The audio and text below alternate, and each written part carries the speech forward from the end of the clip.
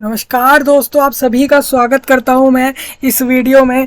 दोस्तों, इस वीडियो में जो है आपको मैंने जैसा बताया था कि स्टाफ सिलेक्शन कमीशन के द्वारा जो है आपके लिए नोटिफिकेशन रिलीज़ करा गया। जैसा कि आपको पता है कि एसएससी ने, स्टाफ सिलेक्शन कमीशन ने जो है, गवर्नमेंट ऑफ इंडिया ने जो है आपके लिए नोटिफिकेशन रिलीज़ करा है। जूनियर इंजीनियर जो कि सिविल इंजीनियर होगा, या फिर मैकेनिकल इंजीनियर, या फिर इलेक्ट्रिकल इंजीनियर के लिए 2023 में एग्ज़ाम लेते हुए एग्ज़ाम वाले प्रोसेस से जो है आपको ये जॉब दी जा रही है। कंप्यूटर बेस्ड एग्ज़ाम लेकर जो है आपको यहाँ पर जूनियर इंजीनियर की जॉब दी जाएगी। इसके अंदर आपको बता दूं, मैंने डिस्कस किया था नोटिफिकेशन के अंदर, आप एक एक चीज़ उसमें जान सकते हैं। उस वीडियो में जो है एक एक चीज़ डिस्कस हो चुकी है इस जॉब से रिलेटेड कि जूनियर इंजीनियर जो है आपका बीआरओ के अंदर, बॉर्डर रोड्स ऑर्गेनाइजेशन के अंदर, सीपीडब्ल्यूडी के अंदर, या फिर दूसरे डिपार्टमेंट जो है आपके, कम से कम 7 से 8 जो है अलग अलग डिपार्टमेंट, अलग अलग जो है ऑर्गेनाइजेशंस, अलग अलग जो है अथॉरिटी के अंदर जो है आपको लिया जा रहा है इस पोस्ट के लिए, इंजीनियर के लिए। जो भी इसके लिए एलिजिबल होंगे वो अप्लाई कर सकते हैं। इसका नोटिफिकेशन सब कुछ डिस्कस हो चुका है। इधर हम जो है अभी फॉर्म भरने वाले हैं जूनियर इंजीनियर का, तो आपको यही बताने वाला हूं कि जूनियर इंजीनियर का फॉर्म भरना कैसे है। सबसे पहले आपको आना होगा एसएससी के वेबसाइट पे। सारा कुछ हम डिस्कस कर चुके हैं, एज क्या है, सिलेबस क्या है, कौन अप्लाई कर सकता है, कौन नहीं कर सकता, सब कुछ। लेकिन आपको बता दूं, यहाँ पर जो है अगर आप अनरिजर्व कैटेगरी से अप्लाई करेंगे तो आपको 100 रुपये की फीस भरनी पड़ेगी, और अगर आप किसी रिजर्वेशन कैटेगरी से अप्लाई करेंगे तो आपको यहाँ पर बिल्कुल कोई भी फीस नहीं भरनी। जैसे कि अनुसूचित जाति, अनुसूचित जनजाति, और आपका जो दूसरी, जैसे कि जितने भी फीमेल कैंडिडेट अप्लाई करेंगे, और सारे डिफेंस वाले या फिर एक्स सर्विसमैन वाले कैंडिडेट को जो है यहाँ पर कोई भी फीस पे नहीं करनी, स्पेशली इस फॉर्म के लिए। तो जैसा कि आप देख रहे हैं, ये मैंने लॉगिन करा हुआ है। आप अगर देखेंगे तो ये मेरा लॉगिन पेज है, ये रजिस्ट्रेशन के बाद का पेज है। तो आपको एक बात बता दूं, अगर आपने एसएससी के वेबसाइट पर आते हैं तो सबसे पहले आपको एक बार रजिस्ट्रेशन करना होता है, जिसको बोला जाता है वन टाइम रजिस्ट्रेशन। उसको आप कर लेंगे। उसका सारा प्रोसेस डिस्कस किया हुआ है एक वीडियो में, चैनल पर ही है, आप देख सकते हैं जाकर। मैं नेक्स्ट आपको यहाँ ये बता रहा हूँ, रजिस्ट्रेशन के बाद आपको अपना रजिस्ट्रेशन आईडी और अपना नाम डालना होता है। उसके बाद आप लॉगिन करते हैं, और लॉगिन करने के बाद कुछ इस तरीके से आपको दिखता है। यहाँ पर आप अप्लाई पर क्लिक करते हैं, तो अप्लाई पर क्लिक करते ही इस तरीके से आपको दिखने लग जाता है कौन कौन से लेटेस्ट नोटिफिकेशन या कौन कौन से ऐसे फॉर्म है जो अभी जॉब के लिए आए हुए हैं। तो सबसे पहले जैसा आप देखेंगे यहाँ पे जूनियर इंजीनियर का सिविल में और मैकेनिकल में और इलेक्ट्रिकल में, तीनों फील्ड के लिए आए हैं। अब ऐसे कैंडिडेट जिन्होंने सिविल, मैकेनिकल और इलेक्ट्रिकल तीनों करे, उनके लिए बहुत अच्छी बात है कि उनको किसी ना किसी फील्ड में तो जॉब मिल ही जाएगी। लेकिन अगर कोई ऐसा है जो सिविल या मैकेनिकल या किसी एक फील्ड से ही एक्सपर्ट करा हुआ है, कि उस फील्ड में ही जो है उसने इंजीनियरिंग करी है या फिर डिप्लोमा करे हैं, डिग्री करे हैं, तो ऐसे में जो है वो कैंडिडेट क्या करेगा, तो वो कैंडिडेट ऐसे में सिंपल, सबको प्रोसेस सेम रहेगा, सबको एक बार ही फॉर्म भरना है। यहाँ पर कोई पोस्ट सिलेक्शन नहीं है। पोस्ट आपको बाद में अलॉट होती है जब आप अपना फॉर्म भरते हैं, रिजल्ट से पहले। वो सब हम डिस्कस कर चुके हैं। सबसे पहले आप जैसा देखेंगे यहाँ पर, अगर आपने नोटिफिकेशन नहीं देखा, आप यहाँ से क्लिक करके देख सकते हैं, हम उसको डिस्कस कर चुके हैं। यहाँ पर आपको अप्लाई पर क्लिक करके अप्लाई करना होगा, और उसके बाद ही आपको पता लगेगा फॉर्म भरना कैसे है। तो सबसे पहले मैं यहाँ पे अप्लाई पे क्लिक कर रहा हूँ, और यहाँ पर आप देखेंगे तो यहाँ पर कुछ डिटेल आपके रजिस्ट्रेशन वाली आ जाती हैं। उसके बाद आपको नेक्स्ट क्या करना होता है, उसके बाद आपको बताना होता है, यहाँ पे जैसे यहाँ पर भी ऐसा आ रहा है, यहाँ पर आप कुछ भी एंटर नहीं कर सकते। आप देखेंगे प्रेफरेंस ऑफ एग्जामिनेशन सेंटर, आप एग्ज़ाम देना कहाँ कहाँ चाहेंगे तो वो आप यहाँ पर बता सकते हैं, जिससे कि आसानी हो आपको ये इसलिए बताना पड़ता है जिससे कि आप अपने पास में, आसपास में जहाँ भी एग्ज़ाम देना चाहते हैं वहाँ जाकर एग्ज़ाम दे सकते हैं। और ये सेंटर जो है यहीं पर एक बार कर लेने के बाद में चेंज नहीं होते। जैसे मैंने यहाँ पे आगरा, प्रयागराज और जो है गोरखपुर, ये तीनों जगहें चुन ली है, जो कि तीनों के तीनों उत्तर प्रदेश राज्य के अंदर है। उत्तर प्रदेश राज्य की मैंने ये तीनों जगहें चुन ली हैं कि मैं इधर जाके एग्जाम दूंगा। ये इनको आप अभी भी चेंज कर सकते हैं, लेकिन जब सबमिट होगा तब आप चेंज नहीं कर पाएंगे। ये मैंने चुना है कि मेरे को एग्जाम देना कहाँ है जूनियर इंजीनियर का। सबसे पहले आप देखेंगे तो whether you are ex serviceman, आप ईएसएम में है या नहीं वो आप बताएंगे। एक्स सर्विसमैन आपको पहले ही बता चुका हूँ मैं, या फिर सर्विंग आर्म्ड फोर्सेज में, नेवी, या फिर जो भी एक्स सर्विसमैन जो भी आपके इसके अंदर आते हैं वो आप देख सकते हैं, पर्सोनल्स, और वो सब मैं डिस्कस कर चुका हूँ। अब डेट ऑफ ज्वाइनिंग तो ये सब आपको नहीं बतानी, क्योंकि आप उस फील्ड में नहीं आते। अगर आते हैं तो यस करेंगे, सब कुछ ये सब बता देंगे। Whether suffering from cerebral palsy, तो ये आपको बता देना है। तो इसके लिए भी ये भी कुछ है, आप किसी सेरेब्रल पैल्सी से गुजर रहे हैं, यानी ये एक जो है ये कुछ डिसेबिलिटी है शायद, या फिर कोई जो है डिसीज़ है, या फिर कुछ है सेरेब्रल पैल्सी, मुझे इसके बारे में एग्जैक्ट नहीं पता है, आप इसको नोटिफिकेशन जरूर देखिएगा। यहाँ पर लिखा है पैरा 6.9.1, यहाँ पर आप जाके देखेंगे तो वहाँ पे आपको इसके बारे में रिलेटेड सब कुछ मिलेगा। Are you a person with benchmark disability, आप अगर इसमें होंगे तो आप यस करेंगे, नहीं तो नो कर देंगे। मेरे को ये ऑप्शन देखिए यहाँ पे नहीं मिल रहा, लेकिन मैं अगर जैसे ही यस करता हूँ तब भी जो है नहीं मिलेगा। तो मतलब क्योंकि मैंने डिसेबिलिटी तब नहीं डाली थी जब मैंने फॉर्म भरे थे, जब मैंने रजिस्ट्रेशन करा था। यहाँ पर आपको पूछा जा रहा है और आपके में ऑप्शन आएगा तो आप जरूर भरना अगर हो कोई disability. Do you have a physical limitation, आपको कोई फिजिकल लिमिटेशन है। राइट एज पेपर, आपको पेपर लिखने के लिए कोई, या फिर आपका जो एग्जाम हो रहा है कंप्यूटर पर, उसमें कोई फिजिकल लिमिटेशन है, कुछ कारण से फिजिकली आप हैंड हाथों से या किसी देख ना पाने के कारण या कोई दूसरे लिमिटेशन के कारण क्या आप एग्जाम नहीं चाहते कि आप खुद लिख पाए, नहीं लिख पाएंगे ऐसा कुछ, या फिर आप चाहते हैं कि वेदर स्क्राइब इज रिक्वायर्ड, तो ये ऑप्शन नहीं मिलेगा क्योंकि मैंने पहले ही बोल दिया फिजिकल लिमिटेशन कोई नहीं है एग्जाम लिखने के लिए। Will you make your own arrangement of scribe, तो ये भी ऑप्शन नहीं आएगा। आप मतलब ये होता है, एक तो स्क्राइब आपको एसएससी की तरफ से भी मिल जाता है अगर आप चाहें तो, नहीं तो आप खुद से भी स्क्राइब को अरेंज कर सकते हैं, मतलब खुद से भी किसी दूसरे पर्सन को अरेंज करके आपका एग्जाम जो है दिलवा सकते हैं। If scribe is not to be arrange by SSC then indicate medium, अगर स्क्राइब एसएससी अरेंज कर रहा है तो आपको बताना पड़ेगा अपना मीडियम एग्जाम का। तो ये बात होती है। मैं जैसे यहाँ पर यस कर रहा हूँ और मैं यहाँ पे बोल रहा हूँ कि वेदर स्क्राइब इज रिक्वायर्ड, तो मैं बोलूँगा हाँ रिक्वायर्ड है। तो will you make your own, अपना खुद का स्क्राइब करोगे या नहीं, तो वो बताना, मैं बोलूँगा नहीं, तो फिर ऑटोमेटिकली ये ऑप्शन खुल जाएगा। फिर मेरे को बताना पड़ेगा मीडियम कौन से में मैं एग्जाम देना चाहूँगा, हिंदी में या इंग्लिश में, क्योंकि एसएससी को ये बताना पड़ेगा कि वो आपको स्क्राइब दे, आपको एक पर्सन दे जो कि एसएससी की तरफ से आएगा और आपका एग्जाम करके जाएगा,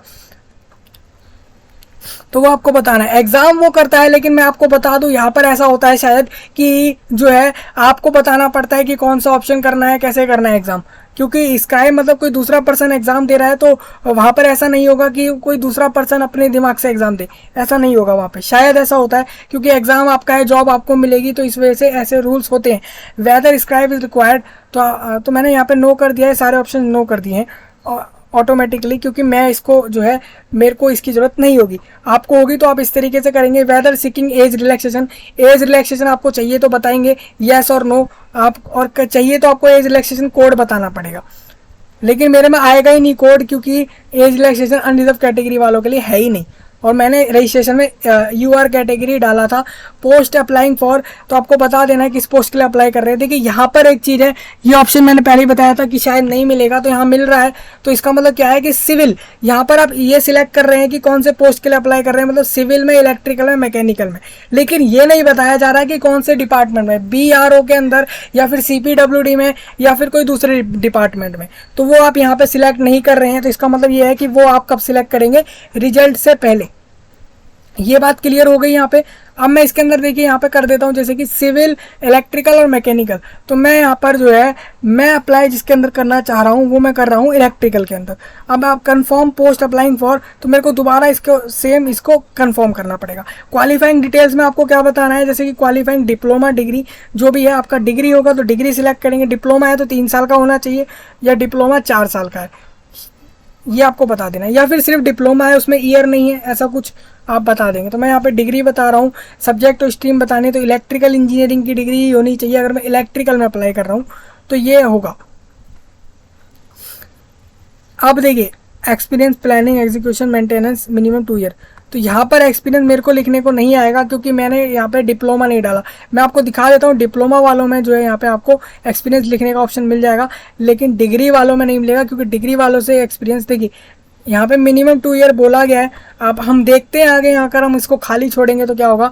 हाईएस्ट क्वालिफिकेशन आपको यहाँ पे जैसे पूछी गई तो आपको बताना है कि आपने हाईएस्ट में एमएससी में इंजीनियरिंग करा, एमटेक करा, एमई करा, बीएससी करा, या फिर इनमें से कौन सा कोर्स करा। तो मैंने यहाँ एमएससी इंजीनियरिंग करा जैसे कि बता दिया, यहाँ पे जो भी होगा आपका यहाँ डाल देंगे। स्टेटस आपको बता देना, जैसे पास्ड डाल दिया तो पासिंग ईयर डालना पड़ेगा, यहाँ पे पासिंग ईयर मैंने डाल दिया है 22, और 2022 और स्टेट यूनिवर्सिटी जो भी था, कौन से स्टेट में था पहले वो बताया जाएगा यहाँ पे आपके द्वारा।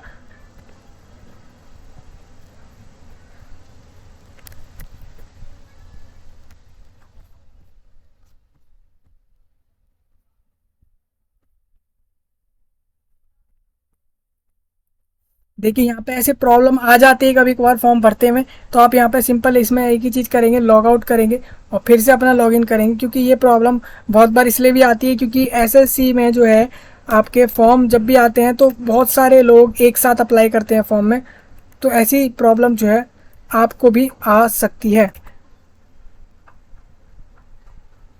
अब देखिए मैं दोबारा जा रहा हूँ फॉर्म भरने के लिए, यहाँ पे दोबारा मैं आऊँगा, सेम मैं जो है जो डिटेल मैंने डाले थे वो उसको दोबारा एक बार जो है यहाँ से फिर से डालूंगा।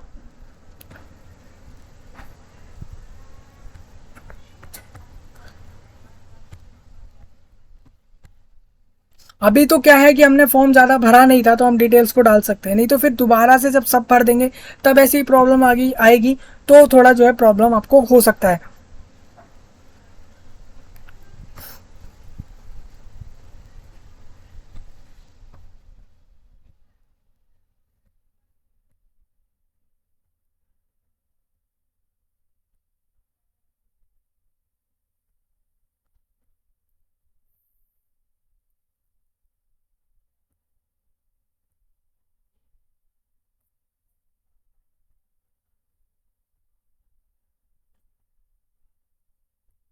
देखिए दोबारा से फिर से वही प्रॉब्लम हो रहा है यहाँ पे। Do you want to make your personal information, अब देखिए आप बता सकते हैं, आप अगर चाहें तो अपने पर्सनल इन्फॉर्मेशन को अवेलेबल कराना चाहें कि वो अवेलेबल रहे आपको और कुछ जानकारी बताने के लिए, जॉब अपॉर्चुनिटीज़ बताने के लिए, तो आप उसको येस कर सकते हैं, नहीं तो यहाँ पे आप नो भी कर सकते हैं।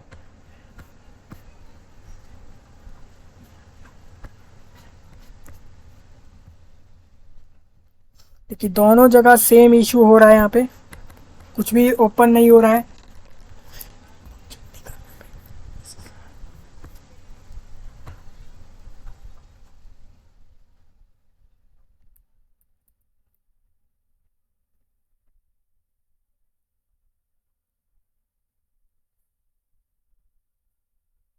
हम इसमें दोबारा से एसएससी के वेबसाइट पे आएंगे क्योंकि यहाँ पे प्रॉब्लम हो रहा है।